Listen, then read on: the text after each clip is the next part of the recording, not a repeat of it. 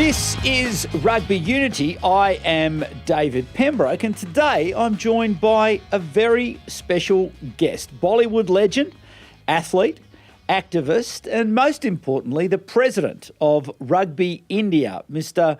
Rahul Bose. Rahul, welcome to Rugby Unity. My pleasure, David. Thank you very much. So listen, often the best part of a conversation is to start at the beginning and really to tell us your story about your journey into rugby. You are particularly well known across India, but we have listeners in over 125 countries, and I'm sure they'd be interested to know a little bit more about the man who is running Rugby India.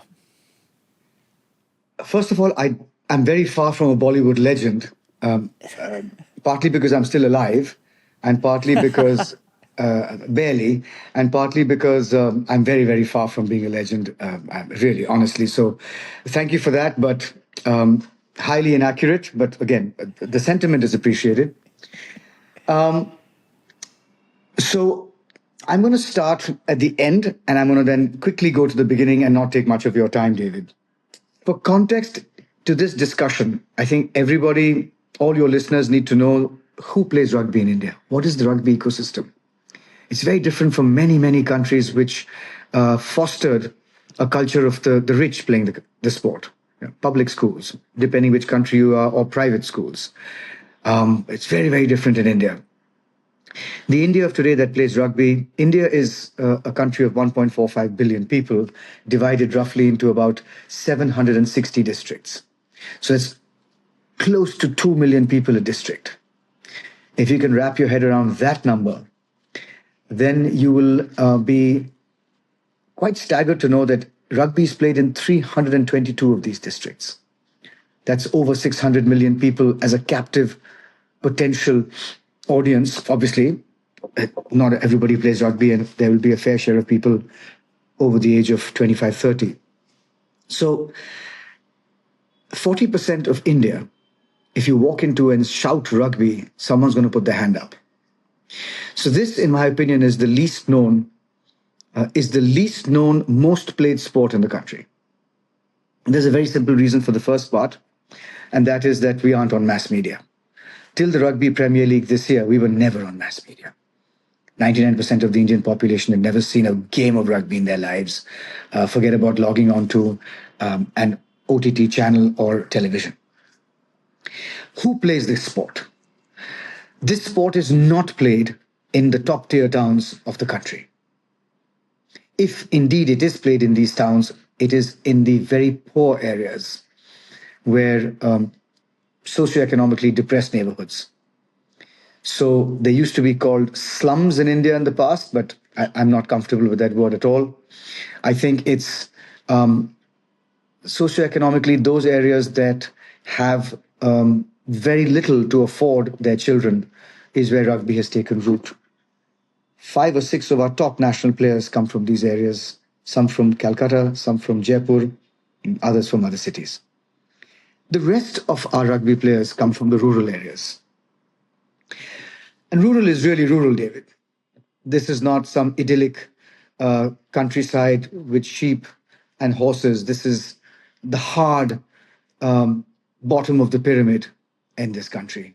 India has a history of caste. We don't do a caste census, but if we were to hazard a guess, then we would reckon that absolutely the bottommost part of the pyramid is where all our players come from, and 90% of them come from the hinterland, very rural areas. How did this happen? And that's why I'm just retracing my steps backwards. So once I furnish this context, you get it. The sport is played equally by women and men, which we're very proud of, and which this federation or this board under my presidentship does not take credit for. This is something that's been building for 20 years. Women and men are in equal numbers.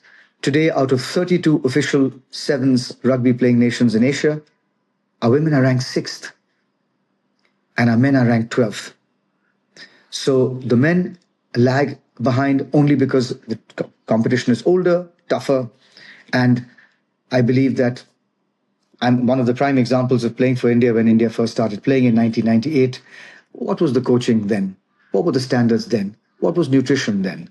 What was sports science then? What was rehabilitation? So I think that the men started off at a very fundamental, basic level, and we are running to catch up with the rest of the world, whereas the women started later, so they benefited with better coaching practices and a better high performance system because they joined later, and the pool is a little skinnier in the women. So I think that in that respect, that could account for part of the reason why they're 6 places ahead of the men. So if you go backwards and you see that the men and women are in equal numbers, the entire reason why rural India plays rugby is no surprise. Deprivation of the possibilities of playing sport that require infrastructure. You need pads, you need gloves, you need a big ground, you need a pitch, you need a racket, you need a net, you need a coach, you need good tennis shoes, you need a good surface. I mean, the reasons are obvious. Most of our rugby fields don't have grass on them. In the hinterland, most rugby fields don't have grass on them. And some of our best players come from areas, I've actually been there, where there's not a blade of grass. And now in one particular area, they're manfully striving to build a grass field on top of a hill. But that's still a ways away. So easy to play, just a oddly shaped ball. You might not have bamboo sticks as your posts. Most of them don't have posts anyway. And you get down to playing. What appeals to these boys and girls in the conversation I've been having with them for the last 4 years is the physicality.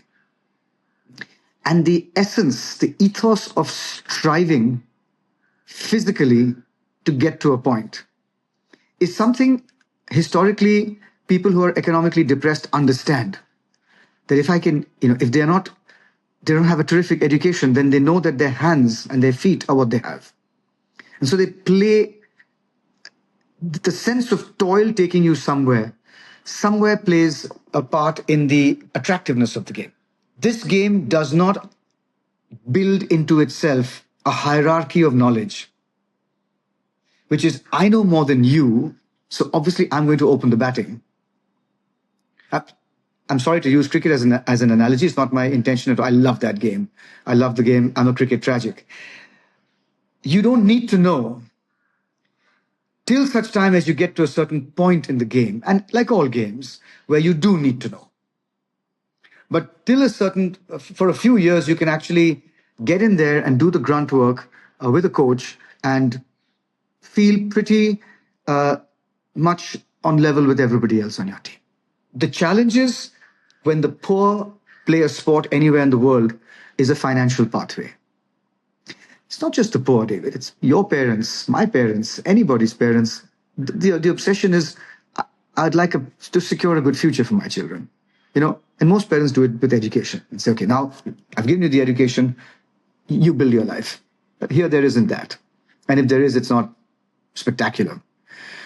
So the great obstacle that any sport played by the economically depressed, whether it's football in South American countries or rugby here, is this worth it? Should not my daughter get married and have a stable life or have a job? Should not my son work in the fields and, get money for that? And what's more, should I put them in the face of physical danger, which could destroy any chances they have of physical use to the family, materially, economically, by playing this sport? So all of these questions are what a federation struggles with. Whether you like it or not, that's the elephant in the room. I'll give you another small example. Our under-18 girls were playing in the Asians. So there's one Premier Asian tournament that happens a year for the under-18 girls, the under-18 boys, the under-20 girls, the under-20 boys, the men and the women. It's these 6 tournaments at the Asian level that decide your ranking, etc. Under-18 girls, it's a 2-day tournament, 7 aside. They have 5 games, and they have the semis and the finals. depending on how they do, of course, whether it's the cup, the plate, the bowl. And they win the first 3 games on the first day. And I forget, but fancied teams. There might have been a UAE in the mix. There might have been perhaps a Thailand or I'm not sure. So don't quote me on this. They win all 3 games in the first day. And we're saying to ourselves, David, that we've never won gold at the Asian level at any age group. We've always been silver. This could be our chance of the first goal. We have two games the next day. Lesser fancy teams, semi-final and final. We should, this is good. This is looking very good. And the next day we lost all games. So I'm looking at the games and I can see the structure. I can see the focus. I can see the passion. And then I very quickly realized what the problem is. They don't have the energy. The camp of 35 days with terrific food, excellent accommodation, world class, gives them enough energy for a day of rugby. And that's it. So I went to the nutritionist. We have a national nutritionist, despite a lot of pushback from the federation. Why are you wasting money on this? And the nutritionist, I said, do an audit and find out what these girls eat in the off season. It's the 10 and a half months of the off season. And she came back and said, well, in the fish eating places, they have rice, and Indians have something called dal, which is a lentil curry, and a bit of fish.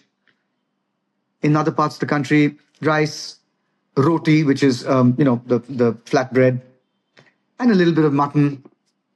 Somebody else said chicken, etc., etc., etc. I said, no, go back and ask them again. So this time she spent 2 months making friends with the players. And what emerged in her audit at the end of 2 months was dal and rice.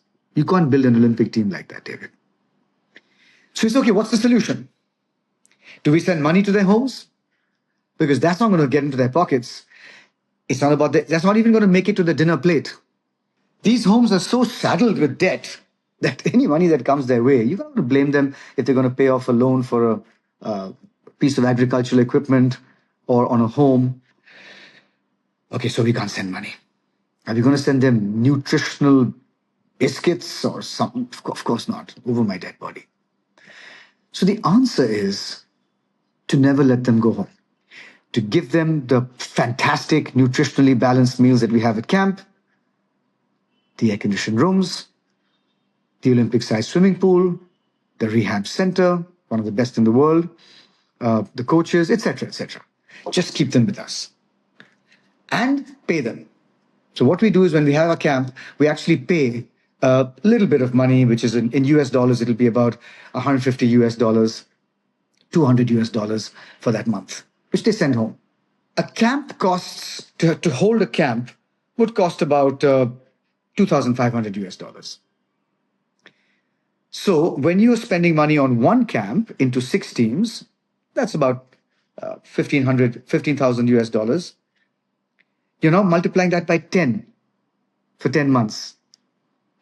And automatically that becomes 150,000 US dollars. So what you have to do is you have to increase your revenues by 10 if you want to actually keep all 6 of your teams in the most beautiful rugby golden cage for 10 months, 10 and a half months a year. Once you understand, now I'm sort of flowcharting this backwards for you, then and only then can you ever graduate from, and there are 3 steps in a federation's evolution. The first step is when a sport is new and everybody is excited and David puts in his money and I put in my money and it's a bit of a mom and pop shop and we get some friends in to stitch the jerseys and you send someone, a team abroad and everything is with good intentions. The second stage in the evolution of any sports federation, any sport per se, is, okay, we're doing decently, we're not doing great. Now we need some people to believe in us as a philanthropic, as a semi-philanthropic, semi-excellence fueled gesture with the social component as a big appeal to people. Our women have to move ahead, our boys have to move ahead. Even if we don't make the Olympics, it'll still give a great pathway to these people for their, etc., etc., etc. And so people come in with a modest amount of money to say, okay, we're doing this partly because we believe in you and partly because we believe in India. And we think that even if these kids don't make it through rugby, they will make it in life. And that becomes your second, and we're on the edge of the end of the second phase, which is, wow, your women have reached number 6. We're actually sniffing at making the top 2 in Asia in the next 5-7 years, which means you get to the Olympics, which is a real, carrot dangling at the end for any sponsor. So we need to register one more significant international victory and placing, either for the men or women, so that then the third phase will start, and then people will put in much more money, but it will come with conditions. It will come with a performance guarantee. It will come with scrutiny on how the teams are doing, which we've always welcomed. So if you've flow charted this backwards to the point where you know you need to have 60 camps instead of 6, then you realize, okay, now we know exactly what is what, how much money we have to raise, where it's going to go, and who we approach for this kind of money, and what is that appeal going to be? Is it premature? Right now, let me tell you frankly, from 6 camps, we've got enough money next year for about 15. So that's a 2.5 time, it's an increase from 6 to 15. We have to get to 60. And so now it suddenly becomes achingly clear. What's the money you're going to raise? What are you raising it for? And what is the actual message to potential sponsors and marketeers? So now that we know where and how we're going to crack this, we now have to, and the first point I made was 322 out of 760 districts. We had to decide ideologically, do we want to make 322 into 600 districts? Or do we want to go deeper into these 322? So that we actually have a bona fide pathway, as opposed to just saying, yeah, we're in this district, but after those 5 kids stop playing, that district disappears off the map. So we took a very, very, very, very measured decision saying, let's deepen our roots in these 322. There is no reason why, if we're reaching out to approximately 200 million kids, we can't get a rugby team together. So, let's do that. So this then is the architecture of Indian rugby and what we have to do to get to, and our stated aim is very clear. We want to get to the Olympics, David. India has never sent a team to the Olympics apart from hockey in the last 80 years. So we want to be the next team after hockey to make the Olympics. And if we get to the top 1 and 2 of Asia, then you're 90% you're in. So we're at 6 with the women. We believe in the next 6 years, by 2031, Brisbane, we should get to hopefully to the top 2. And if we don't, then it's 2036. But right now we are madly focused on 2032. And our men, of course, will have to wait for the next edition to climb up those 10 places in the next 11 years. So going back to this focus on the 322 districts of approximately 2 million people each, which rounds us up to that 600 million number. What is the Federation doing? Because as you described it in your answer, the facilities are underdeveloped, clearly. And while, yes, it's a rugby ball and it can, you don't need too much more equipment, what do you need to deepen the talent pool? What sorts of resources are you investing in those 322 districts? So India is divided into 37 states and union territories, but 37 states. These 760 districts, belong to those 37 states. So out of the 37 states right now, there are 26 states affiliated to Indian rugby. So rugby is played in 322 districts in these 26 states. Each state has a rugby association that fosters the development of rugby in that state. And clearly the National Federation does not have the resources the human resources to actually go into all those 27 states. It has to be done through the states. And each of the states has district associations. So if I'm in the state of Bengal and there are 13 districts playing rugby in Bengal, then each of those districts will have a district rugby association that's fostering rugby being played in that district. It follows the template pretty much of any other country. Call it a district, call it a state, but it's just breaking it into sub-regions. What the Central Federation, what we do is we provide a purse to every single state in the country to spend on tournaments, on jerseys, and on travel. And that purse is something that never used to be given to any of the states till about 5 years ago. And now that purse is given, which has been supplemented by some terrific initiatives by the present government. I'll give you an example. They funded outside of this purse, which we give from our funds. Let's say that's just for argument's sake, let's say it's 10,000 US dollars per state. The government, for example, has recently started a women's rugby tournament in 45 cities in India, where 10 teams of girls will play, each team having about 10 players in each city. And they will fund that separately. So if I'm a state and I have 4 big cities in my state, Brisbane, Canberra, Sydney, Melbourne, and I have 4 editions of this women's tournament in my state, I will get, let's say, $1,000 for each of these 4 cities, and I can supplement my developmental activities of those $10,000. I don't need to spend money now on girls. I have this coming in from the government. So it is initiatives like that that are increasing the purse notionally for all the states. So the money is provided by us. Coaches at the national level are available to each and every state when they ask us for it. There are TNE programs and coaching programs that take place at least 2 times a year. There's a big World Rugby organized course that's organized once a year. So that what we're doing is we're looking at upskilling referees, coaches, as well as officials. So that as the national federation is what we do. Beyond of this, I'm always wary of interfering too deeply in states. They should run their regions. They should run their sub-regions, because socially, culturally, they know exactly what is needed at that point. If there's ever I'll give you an example. There's a state called Kerala down south, which catapulted itself into the top 7 or 8 states in our national tournament. And we were like, that's amazing. How come this is happening?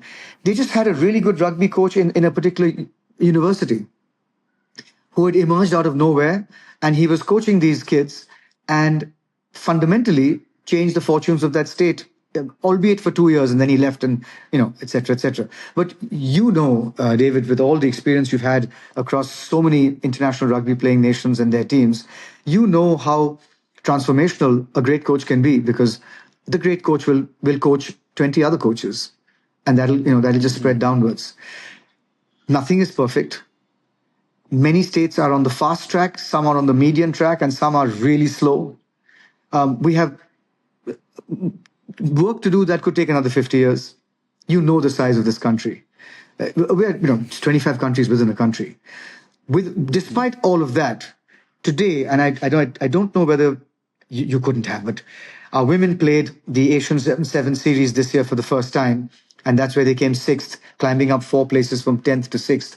And I can honestly say, looking at the women and the men a couple of games, you could see an international rugby side with a terrific, entrenched rugby culture. You can smell it. When a team walks into a stadium, you can smell it, David. You just know the way they are warming up.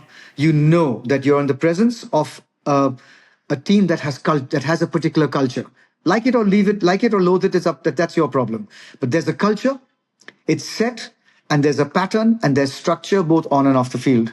And you could really, it's the feeling I used to get watching other teams. when I used to play international rugby, I said, my God, these Japanese just, they just like, it's so well oiled. You don't even hear them. They just go zup, zup, zup, zup, zup, bang, zup, zup, zup, zup, zup, bang.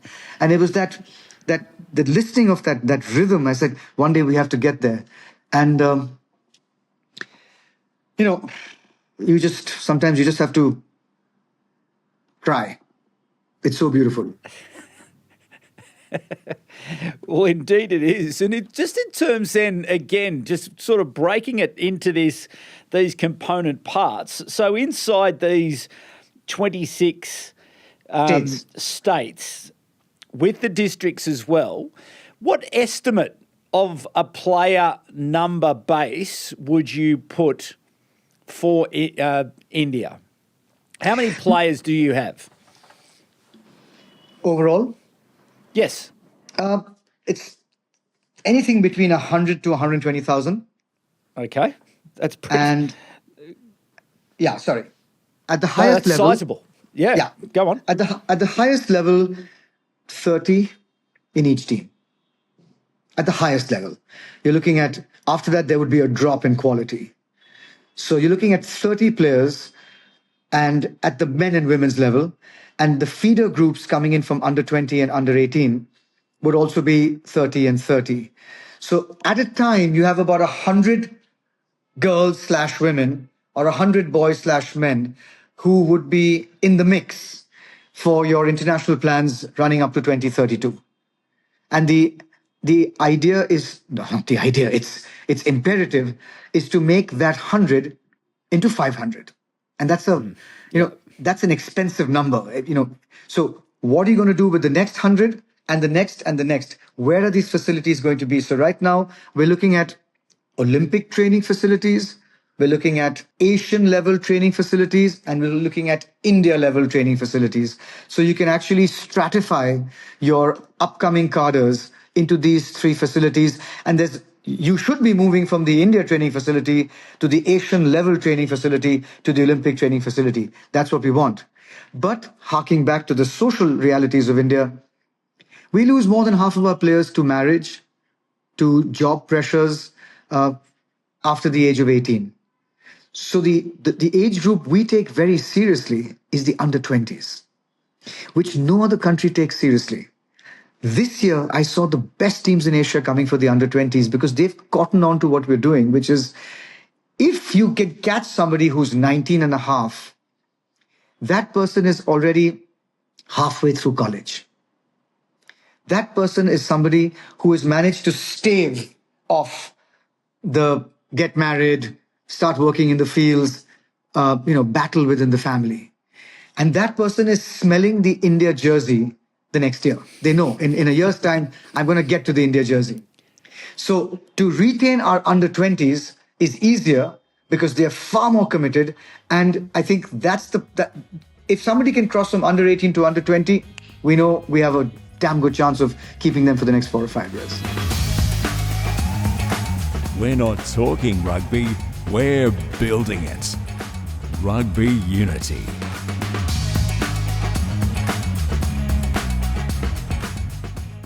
And in terms then of the game, it's 7-a-side is the focus of Indian rugby. Yes, it is, because that is the medal-winning format. Yeah. So if you're looking at governmental and non-governmental sponsorships, it's always going to be linked to success. And success is the most easily measurable metric is the multi-sport games. The Commonwealth Games are on oxygen right now, but certainly the Olympic Games and the Asian Games. So those become very, very important lightning conductors for funding, David. That's, everybody sort of focuses their attention on that. And because they feature 7-a-side rugby, so must we. Yes. My rugby heart, and this is Test cricket versus T20, my rugby heart, half my heart lies with 15s. I mean, that's where I cut my teeth and literally broke my nose doing that. So, so as a federation, we don't get any funding for 15s rugby, but we fund it ourselves. So what we have is a national inter-club tournament where we foster club rugby, recognizing clubs as the first unit of rugby in many parts of this country. So we foster club rugby through the national 15s, which we fund ourselves. And it's not a cheap tournament. It's pretty expensive, but we continue to do that. So if there are, let's say, between 100,000 and 120,000 players, how many clubs then would be in India? And how many clubs would participate in this national championship that Rugby India funds? Not many. And the reason for that is because the smallest unit of rugby in this country is the district. And the district has clubs playing within it. But that rugby club culture hasn't taken traction in the poorest parts of India for obvious reasons. You have in a district, let's say 6 rural schools, and there's one PT teacher or PE teacher, I don't know what you call them in your country, who comes in there and says, everybody get together and I'm going to teach you this game and we're going to go and we're going to be playing in the district championships. So the formation of a rugby club by its ancestry is an urban concept. It's not a rural Indian concept. So therefore, your districts have notional clubs playing within them, but are they really a club which fosters players, which has its own funding? Absolutely not. Of the clubs that you refer to, that we have our National 15s Championship, for example, we would have about 10 plus 10 plus 10, 30 to 40 clubs that would form part of these championships. And those would be bona fide clubs. I mean, those are clubs that would have the kind of structure, the kind of funding, the kind of intent that you would see in any rugby club anywhere in the world, even the smallest. So there would be a dedicated nucleus knot of players who play for the club, some that you would import before an important tournament. You would have developmental activities of a modest kind going on there. So yes, I would say even out of the 40 clubs that do really, really, that tick all the boxes of what a club should be doing would be no more than 10, 15 at most. So one is not trying to take the focus away from the traditional clubs, but one has to recognize the realities of rural India and say, fine, you're calling it a club, but actually it's a bunch of school kids getting together from the neighborhood and working under a PT teacher. Got it. You mentioned university as well earlier about that example from Kerala. So in terms of where the game sits inside Indian universities, what role does rugby play and how widespread is the game played in Indian universities? And indeed, is that 10-a-side? Is it 15-a-side? Is it 7-a-side rugby in Indian universities? 7s, and in some cases 15s, but mostly 7s. And the university system isn't that strong. I know exactly where you're coming from in other countries where it's strong. It's not the nursery of it could be, it should be one of the engines of rugby, but it isn't, not in this country. Because, I mean, you also have to factor in the fact that many of our kids don't make it to university. And some of our best players, one of the top 5 players in India today was breaking stones at a construction site 2 years ago for $6 Australian a day. So, that's also the other reality. So clearly the pathway that in other countries where you take education for granted and that people would go from school to college to university isn't the case here. Even the ones that go to university, somehow it's the reverse, that they get admission to a university because of their rugby, because they're, rugby players. Today we've got news of many universities attracting some of the top 30 to be in their university, doesn't matter what they're studying, just to make up a good university team. Does the government encourage university sport? Definitely. There's an All India University Games that happens where it's an inter-university games that happens across the country. And yes, we do have university teams participating there, but is it one of the engines, one of the prime drivers of growth in rugby? No. Could it be? It certainly can. Have there been moves by the government to look at the American model? I mean, a staggering percentage of American athletes come out of American universities. The NCAA, you look at any sport, and if you play for a university, it's a big deal. We've heard about the Harvard-Yale game, a football game, and the ice hockey game, and all of that. So yes, is there a move to try and re-energize the system and build it to that extent? Definitely. I've been part of discussions with government for the last 2 or 3 years on this. It's still a few years away, in my opinion. So in terms then, you mentioned that initiative of the government around the women's tournaments that they're funding for India, and particularly as it relates to, the team sports and helping the women in India as part of teams to be able to qualify for Asian Games and for Olympic Games. Where does sport sit? That's obviously very encouraging and obviously a result of your effective lobbying of the government to be able to get that funding for those tournaments. But how important is sport and how important is women's sport and women's rugby to the government? And is it likely that you're going to get more support from government? It's a superb question. Okay, so I want to take the umbrella question first, which is how important is sport in the Indian cultural context, social and cultural context? Never used to be. Always looked upon as a luxury. First you study, and if you get your marks, then you can go and play some sport. Even on a daily basis, have you done your homework? Okay, go out there and play for half an hour, come back in, have a bath and have dinner. That is fundamentally changing. And that is being fueled by the recognition on two fronts by governments, state governments and the national government. One is sport is a great way to engage the youth of any region. It's just the most constructive way to build a cadre of people coming into your country who coming into adulthood in your country.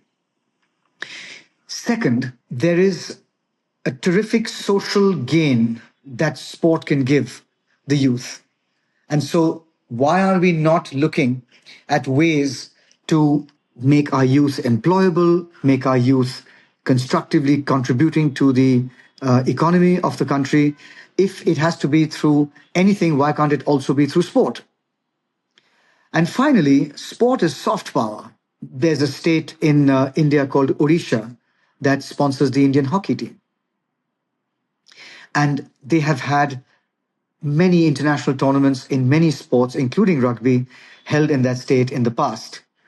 Bihar, another state, has been doing a terrific job at raising the profile of sport through both international and domestic encouragement of teams, of tournaments within their state. I'm just giving you 2 examples. What this sport as soft power idea, which is as old as the hills, does is it is a way of creating brand equity, both for the nation, for the state, for whoever, that, like, for example, cinema, is also a soft power of many nations. And, in some nations, it's something else which is cultural, which is not directly linked to the economy, and yet creates an impression. Tourism, for example, in many countries that have nothing but that, it becomes a soft power. It becomes a way to say that the impression of a tiny island nation they punch 10 times above their weight because they have a fantastic tourism culture. So I think you look at what you can do as a nation to create goodwill around your region, around your nation, is today in the Indian cultural context I haven't seen so much of encouragement for sport in India ever in my life that I have seen in the last 5, maybe 10 years. And to get to your last question, would this result in increased funding from government? Our funding from government used to be X 5 years ago. Today it's 29X. And I can guarantee you this is going to increase to at least 40X next year. Why? They're not fools. You get money, David, you're accountable for every cent. And why not? I was raised that way. When I got my allowance, I had to account for where I spent it before I got the next allowance. So you have to be accountable. Where are you spending the money? What are you doing with it? And it has taken a lot of conversation for people to understand that this is not archery or shooting or boxing, which are individual sports, where I can show you progress with 3 out of 10 athletes in a year's time. It's a team sport, which, team sports move like crabs. You take 2 steps forward, you go 1 step sideways, then another coach takes you 1 step the other way, then a third coach takes you 2 steps backwards. Then you say, what the hell is going on? We have to move forward, get the right coach. I mean, just for example, getting the right coach to fit into a team at that particular stage in their evolution is a crapshoot. I mean, you can't put a Mercedes engine in a bullock cart. You're going to have to find the right engine to be able to say goodbye to the bullocks, put it in, different strokes for different folks at different times in your team's evolution. You need to have the right coach. And, that's the struggle that we found a fantastic coach for the women this year. I was like, this is the correct coach at this stage in our evolution. 2 years from now, we might need a different coach. I'm just saying. But just so it's fragile things like that on which your funding rests. Because if you get that wrong, then you're doomed for that year. And then you have to, start again the next year. So the conversation we've been having with government is that please understand that with team sports, there's no quick fix. And progress is not to be measured in months. It has to be measured in at least 2 to 3 years. See where we were 3 years ago, see where we are here. Not every year are you going to leapfrog from 10th to 6th through just 2 tournaments. It's not going to happen every year. Asian Games are coming up. Are you going to get a medal? I said, no. We've just cracked the top 6. For us to beat Japan, China, and Hong Kong, it's going to take another few years. And it's going to take transformational shifts in our spending and the kind of players we get. So if there's any time, I have never seen so many professionals in the country opting for sports management, opting for sports marketing, opting for sports science. I mean, this is a muscular alternative to urban and semi-urban Indian kids nowadays in terms of career opportunities. So I said this and people are quoting me on it now. I'm saying this is a Woodstock moment for Indian sport. That a lot of people will come in with terrific amounts of talent. Some people will come in with zero talent. There are some people in Woodstock you never heard of again. And there will be a lot of rain and there'll be a lot of mud and there'll be a lot of celebration. But out of this, something will be distilled, which will then take music, if I use that the same metaphor further, and in this case, sport, and will embed something really fantastic for the future. So, with the Indian government, when they look at rugby as opposed to other team sports, what do they see? And why is it that they are prepared to invest in rugby, apart from the fact that you sound very well organised, very systematic about the way you're going about it? What do they see in rugby that's going to be of benefit in the short, the medium and the long term to the Indian nation? I think the first thing they see is an ethical, professional, transparent federation suffused with integrity. And I don't know how common that is in your part of the world, but I don't think it's something that is a big relief to funders, especially accountability. Where did my money go? Second, they view this as a sport that is definitely on the fast track of team sports, but they're still viewing it with circumspection. It's early days. Let's see if this is actually, one swallow doesn't make a summer. Let's see how many swallows come out of this federation. And let's see if we really can, count on this for summer. So we're in that midpoint where they're looking, they're encouraging, and they're still looking. Third, I think that in the short term, their feeling is this is a pretty decent bet, and these guys are very good to work with. They're proactive. Their paperwork, their ideas Whenever they have new schemes coming out, invariably I'll get a call saying, what do you think? Informally, give us your feedback so we can incorporate that into the scheme, etc. In the medium term, we're going to have to prove. Life is not a one-way street. You're going to have to do your stuff.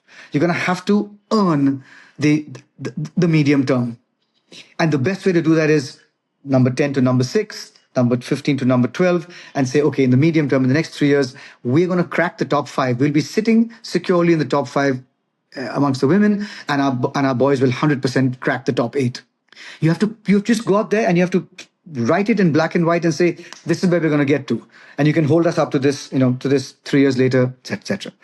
In the long term, I think that nobody has thought in government of the long term because, each of the bureaucrats as well as politicians, they have limited life in the Ministry of Sport. But if I was to hazard a guess, what this country would start thinking about, what I would like this country to start thinking about when they think about rugby in the long term is transformation. The transformational quality of the sport.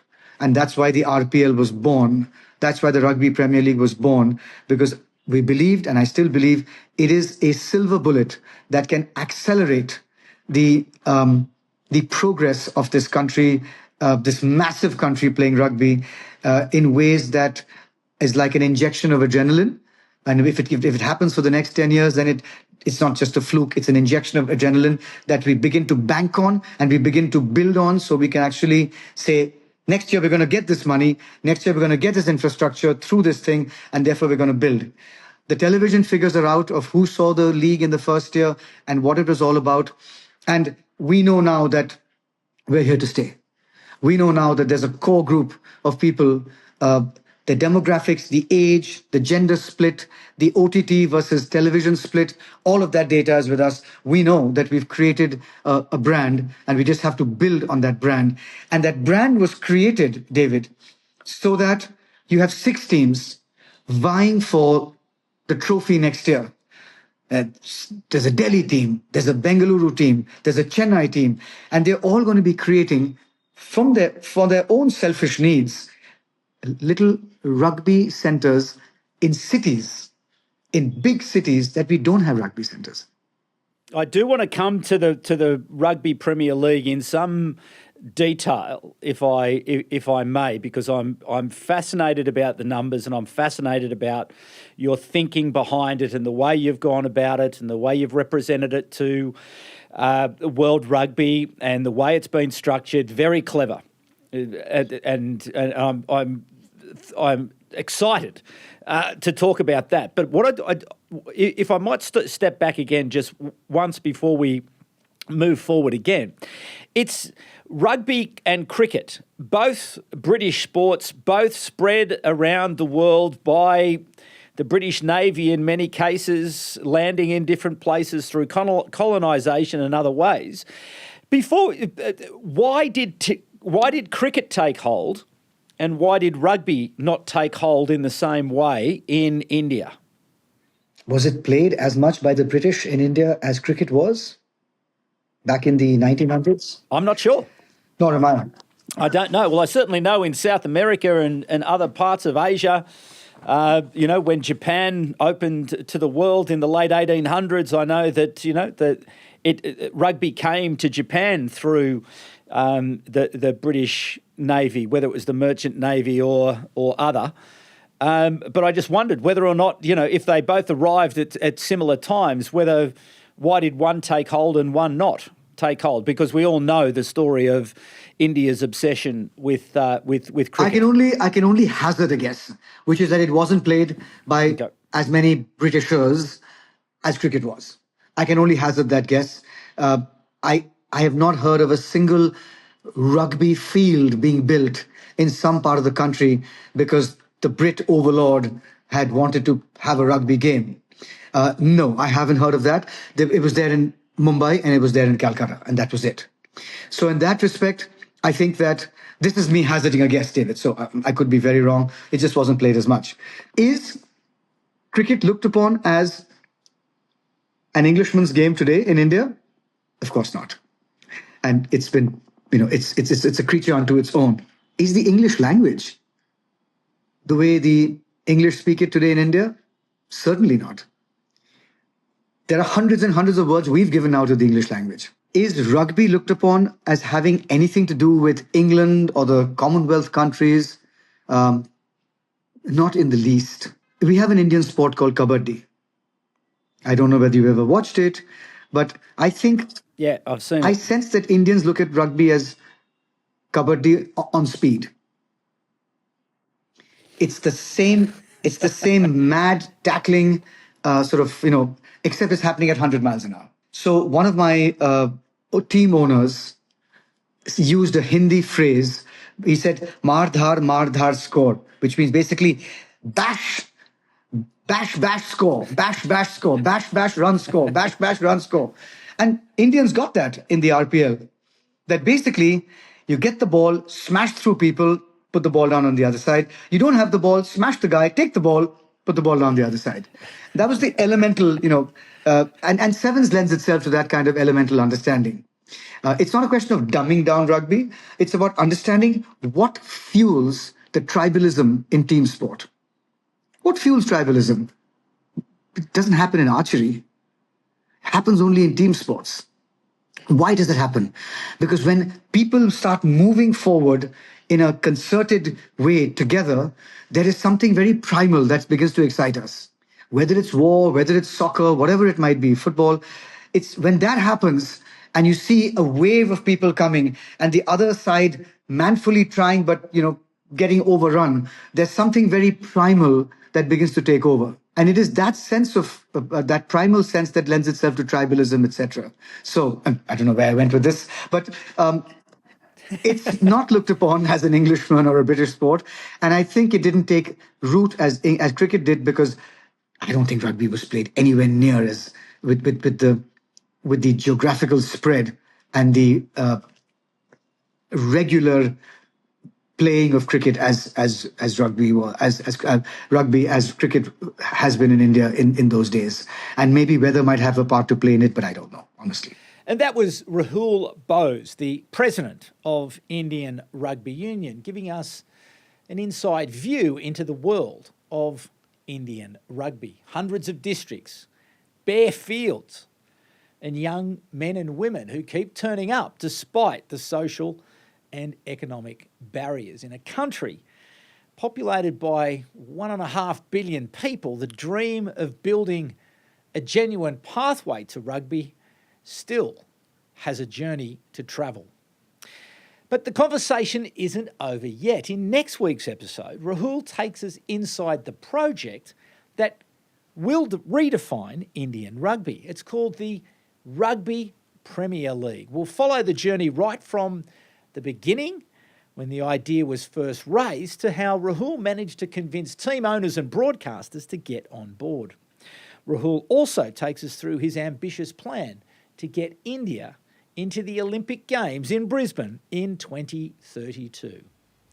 That's all we have for you today, though. If you've enjoyed the conversation, make sure, please, to subscribe and check out Rugby Unity's socials for more great rugby content. But for the moment, please be kind to each other. My name is David Pembroke, and it's bye for now.